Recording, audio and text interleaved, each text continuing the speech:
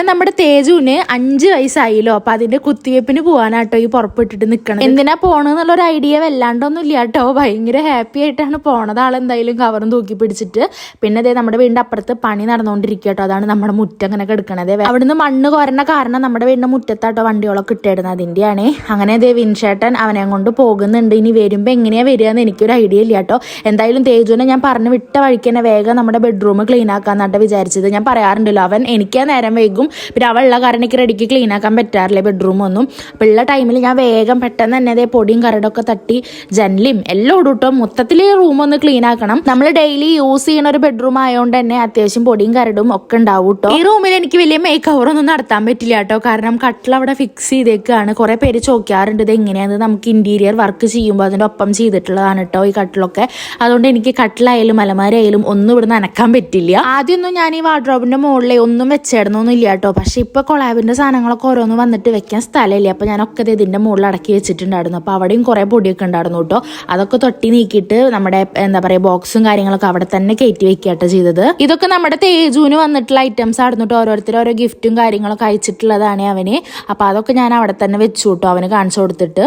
പിന്നെ അടുത്തൊരു പണി എന്ന് പറഞ്ഞൊരു വലിയ പണിയാണ് കേട്ടോ. എൻ്റെ ഈ മേക്കപ്പ് ഏരിയ ഒന്ന് ക്ലീൻ ആക്കല്. പൊടിയും കരടൊക്കെ ഉണ്ട്. പിന്നെ ആവശ്യമില്ലാത്ത കുറേ സാധനങ്ങൾ ഉണ്ട് കേട്ടോ ഇതിന്റെ മുകളിൽ. സ്പ്രേ കുപ്പീസ് ആയിട്ടും അതുപോലെ തന്നെ നമ്മുടെ ഈ സൺസ്ക്രീനും മോയ്സ്ചറൈസർ ഇങ്ങനത്തെ സാധനങ്ങളൊക്കെ വാങ്ങിയിട്ട് അത് കഴിഞ്ഞ് ആ പെട്ടി ഞാൻ അവിടെ തന്നെ വെക്കും. അതുകൊണ്ട് ഇതേ ഷെൽഫ് ഇങ്ങനെ നിറഞ്ഞിട്ടായിരിക്കണം. അപ്പോൾ കഴിഞ്ഞതൊക്കെ അവിടെ നിന്ന് എടുത്ത് മാറ്റും വേണം. നല്ലത് മാത്രം വെക്കാനുള്ള പ്ലാനിലായിട്ട്. പക്ഷേ വിൻഷേട്ടിൻ്റെ ഈ സ്പ്രേ കുപ്പികൾ അവിടെ നിന്ന് എനിക്ക് മാറ്റാൻ തോന്നുന്നില്ല. നല്ല ഭംഗിയുണ്ട് ഒരേപോലത്തെ ഇങ്ങനെ ഇരിക്കണത് കാണാനേ. പിന്നെ ഇതൊക്കെ ആവശ്യമില്ലാത്തതാട്ടോ. അതൊക്കെ ഇത് വേറെ ഒരു കവറിലേക്ക് മാറ്റി. പിന്നെ ബാക്കി ഇവിടെ ഞാൻ നമ്മുടെ ഷെൽഫിൻ്റെ അവിടെയുള്ള കാര്യങ്ങളൊക്കെ ഒന്ന് ഒതുങ്ങാൻ വേണ്ടിയിട്ട് ഞാനിതൊരു കുഞ്ഞു ബോക്സ് വാങ്ങിയിട്ടുണ്ട് കേട്ടോ. ഞാൻ കാണിച്ചു തരാവേ. അതിലിതേ കണ്ടോ, ആ ഒരു കുഞ്ഞു ബോക്സിലാണ് ഞാൻ ഇപ്പോൾ ഒരുവിധം ഐറ്റംസ് ഒക്കെ വെക്കുക കേട്ടോ. അപ്പോൾ മറ്റേ സൈഡിൽ ഇങ്ങനെ കുറേ തങ്ങിയിരിക്കണ പോലെ തോന്നില്ലല്ലോ. അപ്പോൾ അതെനിക്ക് എന്തായാലും യൂസ്ഫുൾ ആയിട്ടുണ്ട് കേട്ടോ അത് ഈ ഒരു ഐറ്റം. അപ്പോൾ എല്ലാം അതും അതിൽ ഒതുക്കി വെച്ചു. ഇതൊക്കെ ഞാൻ ഓൺലൈനിൽ നിന്ന് എടുത്തിട്ടുള്ളതാണ്. പിന്നെ നമ്മുടെ മിററൊക്കെ ഇതേ ഒരു ടിഷ്യൂ പേപ്പർ വെച്ച് നന്നായി തുടച്ചു കൂട്ടാ. അവിടെയും പൊടി മാത്രമേ ഉണ്ടാവുള്ളൂ. പിന്നെ മണി പ്ലാന്റ് ഒക്കെ അവിടെ സെറ്റ് ചെയ്തു. പിന്നെ ഇതേ ബെഡ്ഷീറ്റ് നന്നായി കുടഞ്ഞു കേട്ടോ. കാരണം നല്ല മാറാലുണ്ടായിരുന്നു. അതൊക്കെ ഇതേ തുടച്ച് മാറ്റിയിട്ട് വേഗം നമ്മുടെ അടിഭാഗം എല്ലോടും ഇതേ അടിച്ചോരി എടുക്കുക കേട്ടോ. അടിച്ചോരാൻ ഭയങ്കര സുഖമാണ്. കാരണം ഈ കട്ടിൽ നീക്കേണ്ട ആവശ്യമില്ലല്ലോ. അതുകൊണ്ട് കുറച്ച് സ്പേസ് ഉണ്ടാവുള്ളൂ.